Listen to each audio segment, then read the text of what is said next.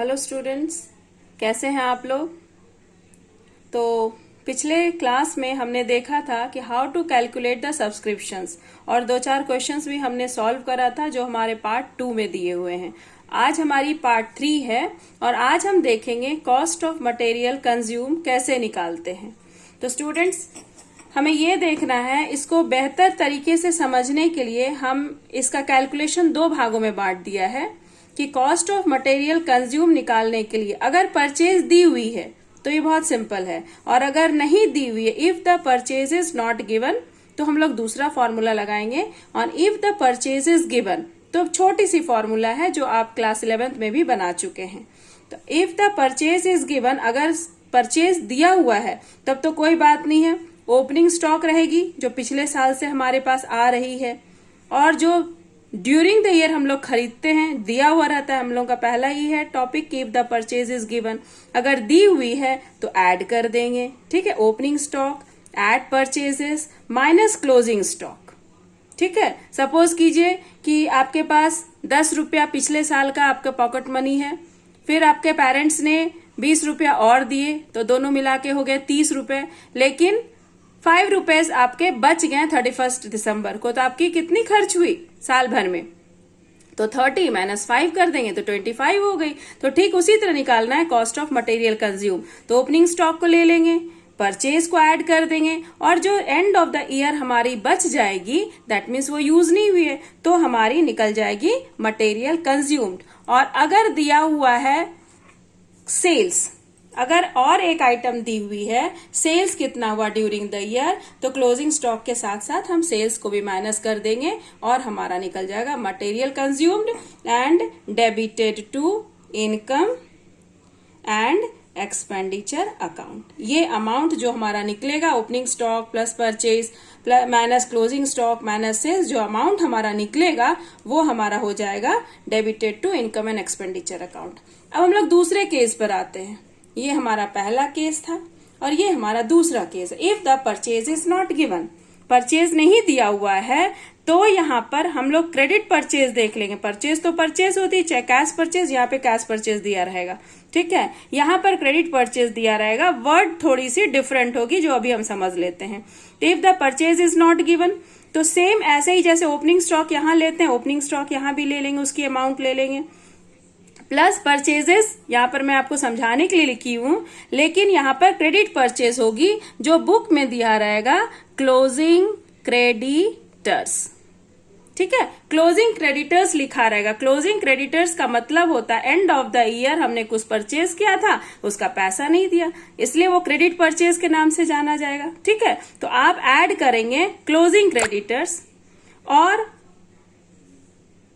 Purchase के बारे में और एक आइटम दी रहेगी पेमेंट मेड टू क्रेडिटर्स। तो आप इसको देख के घबराइएगा नहीं, हमने क्रेडिटर्स को पेमेंट करा, दैट मीन्स कि हमने कुछ परचेज करा होगा, तो ये भी ऐड कर देंगे। ठीक है, opening stock plus closing creditors. Closing creditors को आप ये समझ लीजिए कि वो क्रेडिट परचेज हुई हमारी एंड ऑफ द ईयर। अब payment made to creditors, that means हमने पेमेंट करा है तो उससे कुछ खरीदा होगा तो उसका पेमेंट दे रहे हैं तो परचेज हुआ होगा, तो उसको भी ऐड कर देते हैं। एक और आइटम है advance payment in previous year. ठीक है, पेमेंट हमारी प्रीवियस ईयर में मिली थी, तो प्रीवियस ईयर में मिली थी तो किस ईयर के लिए मिलेगी, ऑब्वियसली करंट ईयर के लिए मिलेगी। ठीक है, प्रीवियस ईयर के लिए हमारी पेमेंट हुई थी तो किस ईयर के लिए पेमेंट की गई थी, करंट ईयर के लिए। ठीक है, तो इसको भी हम लोग ऐड कर देंगे। तो सिर्फ 3 आइटम आएगा, इससे ज्यादा आइटम नहीं आता है। Opening stock plus closing creditors, जिसको आप दिमाग में रखिएगा कि वो क्रेडिट परचेज हुई, वो भी क्लोजिंग, ओपनिंग नहीं। ठीक है, opening stock plus closing creditors add payment made to creditors, और आपकी एक हो जाएगी advance payment in previous year. अब लेस कर देंगे सेम एज इसके तरह, क्लोजिंग स्टॉक, यहाँ क्लोजिंग स्टॉक लेस कर देंगे। ओपनिंग क्रेडिटर्स, ये ओपनिंग क्रेडिटर्स मतलब पिछले साल का जो क्रेडिटर्स है, तो पिछले साल का क्रेडिटर्स पिछले साल परचेज हुई होगी तो इसको पिछले साल ऐड किए होंगे, तो इस साल इसको लेस कर देंगे। एडवांस पेमेंट इन करंट ईयर, करंट ईयर में हमें पेमेंट मिली है एडवांस। ठीक है, पेमेंट हमने करंट ईयर में किया है, तो करंट ईयर में एडवांस पेमेंट किया है। एडवांस से समझ में आती है कि वो पिछले साल अगले साल के लिए करेंगे, तो जब अगले साल के लिए करे होंगे तो इस साल में किसकी क्या जरूरत है, ठीक है। तो ये 3 चीज ऐड करेंगे, 3 चीज लेस करेंगे, बस सबसे बड़ा फॉर्मेट यही है। छोटी क्वेश्चन आएगी ये बहुत कम आती, ये ज्यादा आएगी, बस आपको ध्यान में रखना है opening stock plus closing creditors, क्योंकि ये end of the year purchase की गई है। Add payment made to creditors, last में advance payment in previous year ध्यान रखिएगा। Less closing stock, less opening creditors, पिछले साल का क्रेडिटर्स पिछले साल परचेज की गई थी, और लेस एडवांस पेमेंट इन करंट ईयर। तो चलिए इससे रिलेटेड डाठी की बुक से कुछ क्वेश्चंस बना लेते हैं। क्वेश्चन नंबर 12, पहले क्वेश्चन देख लेते हैं। यहाँ पे दिया हुआ है extract from receipt and payment account for the year ended 31 December 2020 are as follows. Stock of stationery दिया हुआ है, स्टेशनरी का हमें निकालना है कि कितना अमाउंट जाएगा इनकम एंड एक्सपेंडिचर अकाउंट में। तो opening stock, closing stock, opening creditors, closing creditors. Creditors for stationery दिया हुआ है, ये 2019 की है, ये ओपनिंग और ये closing. Payment made to creditors during the year, ये आपकी एक तरह से कैश परचेज जैसी हो गई। Calculate the amount which will be debited in income and expenditure account for the year ended 31। क्या करेंगे, सबसे पहले लिखेंगे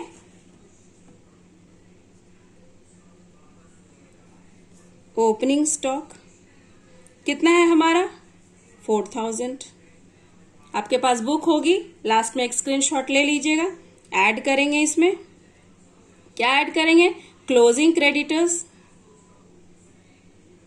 ठीक। क्लोजिंग क्रेडिटर्स आपकी 2500 है, और यहां पे 3 लाइन छोड़ दीजिए और एक यहां पे लिखिए लेस, क्योंकि एक साथ करते जाएंगे। यहां पर ओपनिंग स्टॉक है, क्लोजिंग स्टॉक है, तो हमने ओपनिंग स्टॉक को यहां लिख दिया 4000, यहां पे लेस वाले में लिखते हैं क्लोजिंग स्टॉक, साथ साथ लेके चलते हैं। क्लोजिंग स्टॉक है आपकी 3000।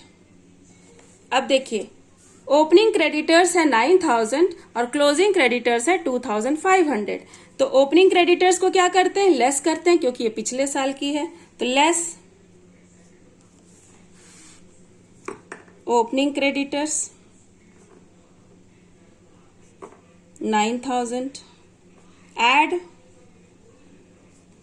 क्लोजिंग क्रेडिटर्स हमने ऐड कर दिया है 2500। अब दिया हुआ है payment made to creditors during the year, 23,000 हमने पेमेंट करा है, दैट मीन्स ये परचेज किया होगा तब तो करा है ड्यूरिंग द ईयर, तो इसको भी ऐड कर देंगे। Payment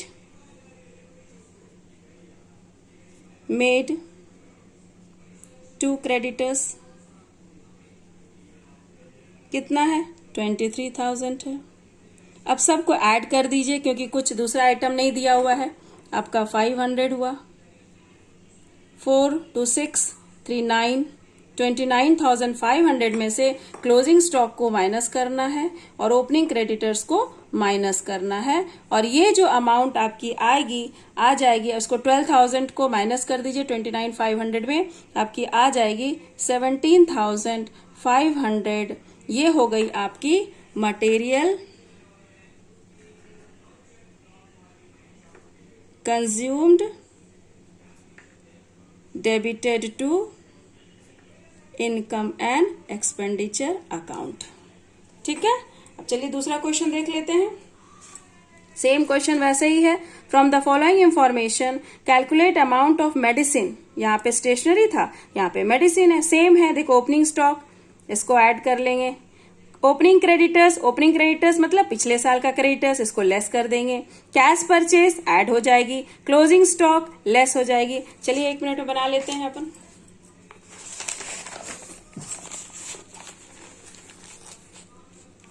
question number 13, opening stock कितना है आपका 50,000।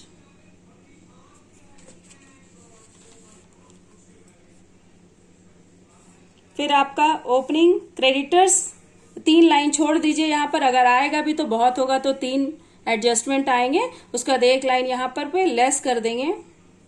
ओपनिंग क्रेडिटर्स क्यों लेस करेंगे, मैंने बता चुका है, पिछले साल की है, आपका 45,000 है। फिर आपका कैश परचेज ऐड कर देंगे, यहाँ पे लिखेंगे परचेजेस 1,50,000। आपका क्लोजिंग स्टॉक है, क्लोजिंग स्टॉक क्या होता है, लेस होता है 75,000। Closing creditors of medicine, closing creditors क्या करते हैं, हम ऐड करते हैं क्योंकि वो करंट ईयर क्रेडिट परचेज हो गई, लिखेंगे क्लोजिंग क्रेडिटर्स। इससे ज्यादा आइटम आपकी नहीं दी गई है, तो चलिए इसका अमाउंट कैलकुलेट करते हैं कि कंजम्पशन कितनी हुई है। 30 आ गई, यहाँ पे 5 आ गई, 5, 5, 10, 6, 16 और 2,65,000 में से अपन को ओपनिंग क्रेडिटर्स को और 75,000 क्लोजिंग स्टॉक को माइनस कर देंगे, आ जाएगा आपका 1,45,000। ये क्या हो जाएगा, material consume during the year and debited to material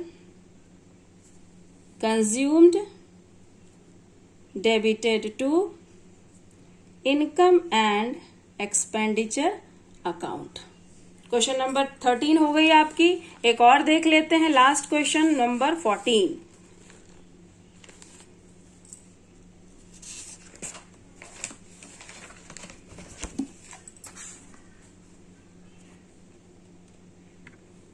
देखिए यहां पे लिखा हुआ है आपका calculate what amount of sports material. पहले हमने स्टेशनरी देखा, फिर मेडिसिन देखा, फिर स्पोर्ट्स मटेरियल को कैलकुलेट करने बोल रहा है। What will be posted in income and expenditure, same है, थोड़ी सी एडवांस पेमेंट के बारे में दिया हुआ है जो तीसरी आइटम हमने आपको बताया था। तो ओपनिंग स्टॉक ले लेते हैं फिर से इसमें।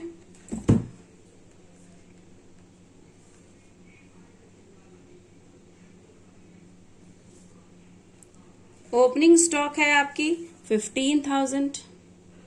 फिर दिया हुआ है ओपनिंग क्रेडिटर्स, तो 1, 2, 3 लाइन छोड़ दिया, फिर यहां पर से लिखेंगे ओपनिंग क्रेडिटर्स। ओपनिंग क्रेडिटर्स है आपकी 10,000, ब्रैकेट में इसलिए लिख रही हूं क्योंकि ये सब्ट्रैक्ट होगी। फिर दिया हुआ amount paid for sports material during the year, that means ये कैश परचेज हो गई, तो इसको ऐड करेंगे, लिखेंगे कैश परचेज नहीं, अमाउंट पेड टू क्रेडिटर्स आपकी 54,000। बहुत ही सिंपल है। क्लोजिंग स्टॉक को क्या करते हैं अपन, लेस करते हैं क्योंकि वो बची हुई रहती है, अगले साल जाके ओपनिंग स्टॉक बन जाएगी। क्लोजिंग स्टॉक है हमारी 2,500। फिर क्लोजिंग क्रेडिटर्स ऐड होती है क्योंकि वो करंट ईयर की क्रेडिट परचेज है। क्लोजिंग क्रेडिटर्स आपकी 6,500। Last year advance payment, last year हमें एडवांस पेमेंट मिली थी, तो किस लिए मिली होगी, करंट ईयर के लिए मिली होगी। Advance payment in last year 1,000। अब इससे ज्यादा आइटम नहीं आएगी, 3 आइटम ऊपर 3 आइटम नीचे, तो इसको ऐड कर देंगे। एक और आइटम एडवांस पेमेंट इन करंट ईयर, करंट ईयर में भी हमें एडवांस पेमेंट मिली है, एडवांस पेमेंट इन करंट ईयर। करंट ईयर में भी हमें 31 दिसंबर तक एडवांस पेमेंट मिल गई है, तो ये पेमेंट किस साल के लिए मिली होगी, अगले साल के लिए, तो इसको क्या कर देंगे अपन, लेस कर देंगे। तो चलिए इसको प्लस कर देते हैं, 500 हो गई आपकी। 6, 4, 10, 15, 16, 6, 5, 6, 7, 76,500 में से आप 10,000 और ये लेस करेंगे, आपकी अमाउंट आ जाएगी 57,500 और ये आपकी मटेरियल कंज्यूम्ड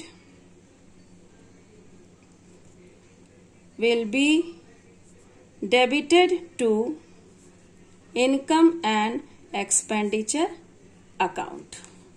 तो ये 3 सवाल हमने कॉस्ट ऑफ मटेरियल कंज्यूम्ड से बनाया है। I think I have made understand your concept, और अगर आपकी कॉन्सेप्ट को आप समझ पा रहे हैं और नेक्स्ट सवाल आपसे बन पा रही है बहुत आसानी से, तो प्लीज आप इस वीडियो को शेयर कीजिए, लाइक कीजिए और सब्सक्राइब कीजिए।